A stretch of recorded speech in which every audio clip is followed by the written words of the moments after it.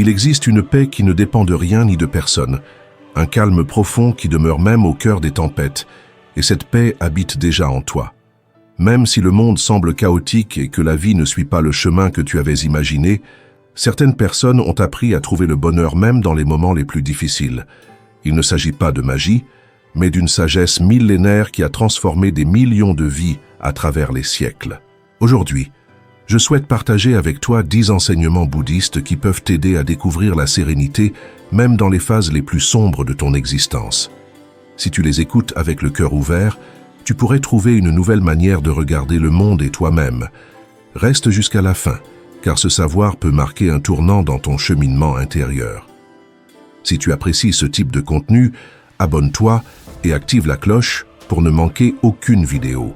Merci de m'accompagner, commençons. Le premier enseignement nous rappelle que tout change et que rien n'est éternel. La douleur que tu ressens aujourd'hui peut sembler interminable, et les moments de bonheur peuvent paraître comme devant durer toujours, mais tout est passager. Les émotions, qu'il s'agisse de tristesse, d'anxiété ou de joie, vont et viennent comme les nuages dans le ciel. La vie est en perpétuel mouvement, et tenter de l'arrêter revient à essayer de saisir de l'eau avec les mains. Lorsque tu traverses un moment difficile, ne lutte pas contre lui. Ressens, accepte et laisse-le s'écouler.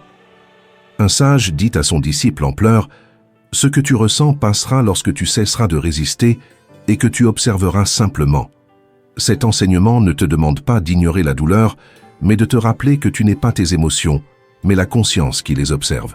En le faisant sans attachement, elles se dissolvent. Chaque émotion est un visiteur. Laisse-la entrer et partir. Répète comme un mantra silencieux. Cela aussi passera.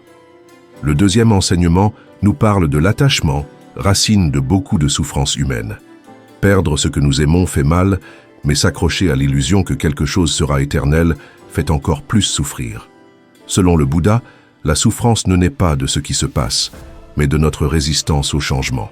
Nous voulons que les personnes restent, que les situations demeurent identiques, que la vie corresponde à nos attentes. Cependant, aimer ne signifie pas s'attacher. L'attachement naît de la peur. Peur d'être seul, de perdre, de faire face au vide. Et c'est à partir de cette peur que nous souffrons. Un moine a un jour cassé accidentellement une tasse qu'il aimait. Lorsqu'il en parla à son maître, celui-ci lui répondit « Tu n'aimais pas la tasse, tu aimais l'illusion qu'elle serait toujours avec toi. » Le détachement n'est pas de l'indifférence, mais la capacité d'aimer sans peur, sans vouloir contrôler ni posséder. Il implique de faire confiance au cycle naturel de la vie et de comprendre que lâcher prise n'est pas perdre, mais libérer. Demande-toi, que tentes-tu de retenir par peur de le perdre? Et si tu le laissais partir, combien de liberté gagnerais-tu? Le troisième enseignement nous rappelle que la véritable paix naît en toi. Nous cherchons souvent à l'extérieur ce qui ne peut croître qu'en nous. Argent, succès, reconnaissance ou amour, croyant que cela nous apportera la sérénité. Pourtant, aucun accomplissement extérieur ne peut te remplir s'il n'y a pas de paix à l'intérieur de toi. Le bouddhisme enseigne clairement que ton monde intérieur façonne ton monde extérieur. La paix ne se trouve pas, elle se cultive. Et pour y parvenir, il faut silence, présence et connaissance de soi. Un disciple demanda à un sage « Où dois-je aller pour trouver la paix ?» Et il répondit « Ferme les yeux, écoute ta respiration. Là commence le chemin. S'il y a le chaos dehors, approfondis en toi. Si le monde crie, apprends à t'écouter dans le silence. Ton intérieur peut être un temple, mais si tu ne le visites pas, tu vivras dans le bruit extérieur. Et vivre dans le bruit, c'est oublier qui tu es. Pose-toi ces questions. Où as-tu cherché la paix dernièrement? Combien de temps par jour passes-tu avec toi-même? Te permets-tu de respirer sans hâte et de te sentir sans juger? Rappelle-toi, la paix ne signifie pas absence de problème, mais présence consciente, même au milieu du chaos. Cette conscience, c'est toi. Le quatrième enseignement nous rappelle que nous devenons ce à quoi nous pensons. L'esprit est comme une rivière qui ne s'arrête jamais, et chaque pensée est une goutte qui, avec le temps, façonne notre réalité. Ce n'est pas de la poésie, mais une loi spirituelle profonde. Ce que tu penses transforme ta vie. Si tu répètes des pensées de peur, de manque ou de colère, ces sentiments s'enracinent dans ton corps et ton environnement. Mais si tu cultives compassion, patience et clarté, Cette énergie positive se répand autour de toi. Dans le bouddhisme, entraîner l'esprit n'est pas un luxe, mais une nécessité. C'est pourquoi existe la méditation, la pleine conscience et les mantras. Ils aident à dompter ce fleuve mental qui, laissé à lui-même, peut t'entraîner dans des lieux sombres. Un esprit sans contrôle peut devenir une prison. Un esprit observé avec amour devient liberté. Un conseil pratique. Chaque fois que tu remarques une pensée négative et répétitive, ne lutte pas contre elle. Observe-la, respire et change de focus. Demande-toi, cette pensée me rapproche-t-elle de la personne que je veux être? Si la réponse est non, choisis-en une qui le fasse. Cela ne changera pas ta vie instantanément, mais cela changera ta manière de la percevoir, et c'est souvent ce qui compte le plus. Le 5e enseignement nous rappelle que nous n'avons que cet instant.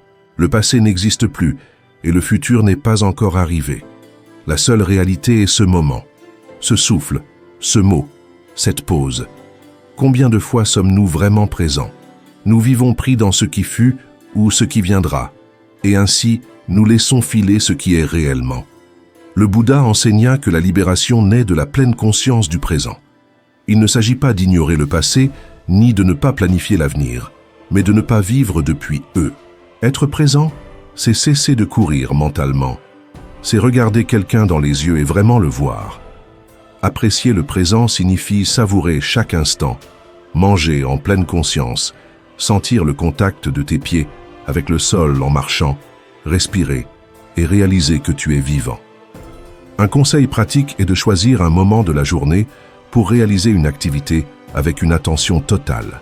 Cela peut être boire de l'eau, se doucher, écouter de la musique ou simplement respirer. Mais fais-le sans distraction. C'est la méditation en mouvement, revenir au présent. Et lorsque tu es pleinement présent, tu découvres quelque chose de merveilleux. Là, il n'y a pas d'anxiété, seulement la vie telle qu'elle est. Le 6e enseignement nous rappelle que tous les êtres désirent la même chose, être heureux. Même la personne la plus difficile, la plus dure ou la plus blessée, cherche au fond d'elle la paix et le bonheur. Elle peut ne pas savoir l'exprimer, et ses actions ne le refléter que très peu, mais derrière chaque geste, aussi maladroit soit-il, il y a un désir de bien-être.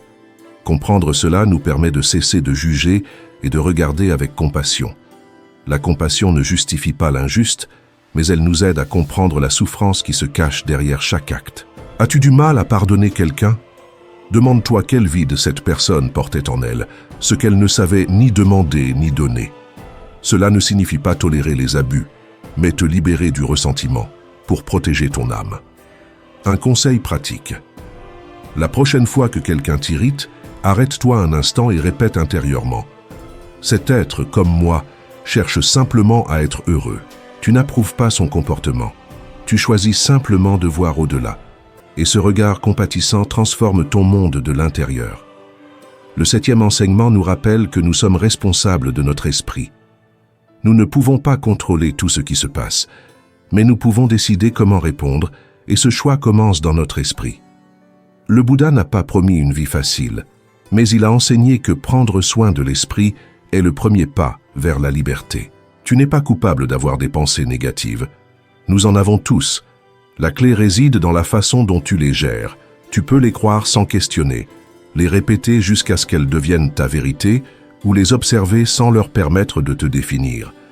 Imagine ton esprit comme une maison. Les pensées sont des visiteurs. Tu décides qui reste et qui part.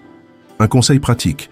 Quand une pensée te cause du malaise, écris-la et lis-la comme si elle venait d'une autre personne. Demande-toi, cette pensée m'aide-t-elle ou me limite-t-elle? Est-elle réelle ou seulement une peur déguisée en logique? Souviens-toi, tu n'es pas tes pensées, tu es celui qui les observe, et cette conscience est ton plus grand pouvoir. Le 8e enseignement parle du pouvoir transformateur de la gratitude. Au cœur du bouddhisme, au-delà du silence, existe une manière sacrée de regarder la vie, la gratitude consciente. Il ne s'agit pas de remercier par habitude, ni de répéter des phrases vides, mais de reconnaître l'essentiel. L'air que tu respires, la personne qui t'écoute, le toit qui te protège, ton corps qui te soutient encore, même dans la douleur. La gratitude n'est pas une émotion superficielle, mais une pratique profonde qui nous enseigne à regarder avec l'âme. En remerciant, même pour de petites choses, nous nous alignons sur l'abondance déjà présente et cessons d'être prisonniers de ce qui manque. Les moines enseignent que même au milieu de la perte, nous pouvons être reconnaissants. Non pas pour ce qui est parti, mais pour l'enseignement qu'il nous a laissé. À la fin de chaque journée, avant de dormir, prends un moment pour écrire ou te remémorer 3 choses pour lesquelles tu peux ressentir de la gratitude. Elles n'ont pas besoin d'être grandes. Une conversation sincère, un repas chaud ou un acte de gentillesse reçue suffisent.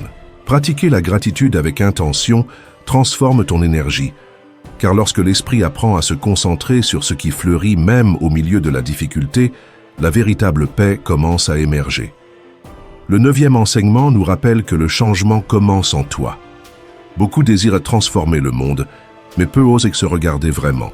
Le Bouddha a enseigné que, tout comme une bougie ne peut en allumer une autre sans sa propre flamme, nous ne pouvons transformer l'extérieur sans d'abord changer notre intérieur. Nous voulons justice, plénitude et relations conscientes, mais nous continuons à répéter les mêmes habitudes, jugements et excuses. Ne t'attends pas à ce que le climat, la politique, ton partenaire ou la chance changent. Rien dans l'extérieur ne change si tu ne transformes pas ton intérieur. Un maître donna un miroir à son disciple qui se plaignait toujours et lui dit « Quand tu seras prêt à voir autre chose, regarde-toi autrement. » Cet enseignement ne cherche pas à te culpabiliser, mais à te rendre le pouvoir qui a toujours été tien. Chaque fois que tu choisis d'être plus patient, honnête ou compatissant, sans attendre que les autres le soient d'abord, tu deviens la graine du changement que tu souhaites voir. Un conseil pratique, identifie un schéma que tu répètes, une plainte, une pensée ou une réaction, et remplace-le consciemment par quelque chose de plus élevé. Fais-le pendant 7 jours, non pour impressionner, mais pour honorer ton évolution. Souviens-toi, le monde change quand tu deviens l'exemple de ce qui est possible. Le 10e et dernier enseignement nous invite à être notre propre lampe. Ce furent les dernières paroles du Bouddha. Sois ta propre lampe. Il ne disait pas de suivre aveuglément les autres ni d'imiter, mais d'allumer ta propre lumière. Personne ne peut s'éveiller à ta place. Nous pouvons nous entourer de guides, de livres et de techniques, mais si nous ne regardons pas à l'intérieur et n'allumons pas notre conscience, tout ce qui est extérieur devient bruit. Un jeune moine demanda pourquoi il n'atteignait pas l'illumination malgré le respect de toutes les règles, et son maître répondit « Arrête de chercher la lampe parfaite, tu es le feu. » Dès lors, le jeune cessa d'imiter et commença à s'écouter profondément. Là, dans son propre silence, il s'éveilla. Un conseil pratique, consacre quelques minutes chaque matin à être avec toi-même, sans distraction, sans téléphone et sans exigence. Juste toi, ta respiration et ta présence. Cet espace intérieur n'est pas solitude, mais souveraineté. Quand tu es ta propre lampe, tu n'as pas besoin d'approbation. Ton âme devient boussole, ta vérité devient chemin, et ta vie un phare pour les autres. Être heureux ne signifie pas tout avoir parfait, mais vivre avec conscience, compassion et présence même au milieu de l'imperfection. Le bouddhisme nous enseigne que le véritable bonheur ne dépend pas de ce qui nous entoure, mais de notre relation à ce que nous vivons. Si l'un de ces enseignements a résonné en toi, écris-le dans les commentaires. Le mettre en mots est le premier pas pour l'intégrer dans ta vie. Et si tu connais quelqu'un traversant un moment difficile, partage cette vidéo. Elle pourrait être la lumière dont il a besoin. N'oublie pas de t'abonner et d'activer la cloche. Chaque semaine, nous partageons une sagesse spirituelle pratique qui transforme de l'intérieur. Le véritable bonheur ne se poursuit pas. Il se rappelle, se cultive, se respire, et même au milieu du chaos, tu peux fleurir. On se retrouve dans la prochaine vidéo.